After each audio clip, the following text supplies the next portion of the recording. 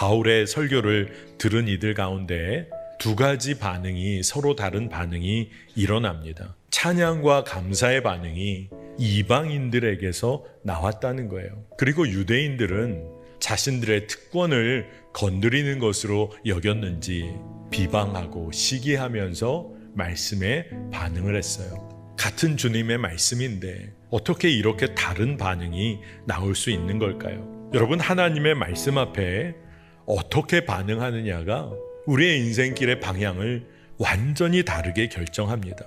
지금 믿음 생활이 편안하고 안전하게 느껴진다. 아니에요, 여러분. 믿음의 더 깊은 곳으로 담대히 나아가야 합니다. 성령께서는 우리의 삶을 강하게 이끄셔서 더 놀라운 것을 경험하고 더 깊은 은혜 가운데로 부르시기를 원하세요. 그러므로 우리가 그리스도의 도의 초보를 버리고 죽은 행실을 회개함과 하나님께 대한 신앙과 세례들과 안수와 죽은 자의 부활과 영원한 심판에 관한 교훈의 털을 다시 닦지 말고 완전한 대로 나아갈지니라. 하나님께서 허락하시면 우리가 이것을 하리라. 하나님께서 허락하시면 우리가 이것을 하리라.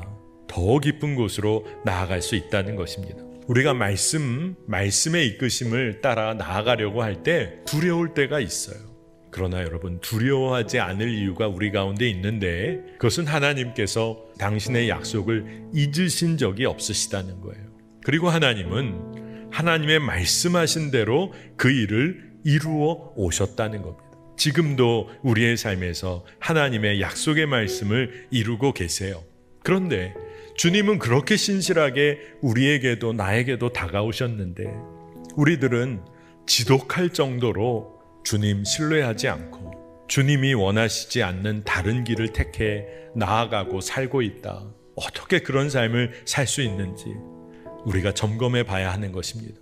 한 영혼도 빠짐없이 주께 돌아오기를 하나님은 기다리세요. 우리가 스스로 하나님의 그 놀라우신 사랑, 주의 복음을 선택하여 주께로 돌아오기를 원하신다는 겁니다.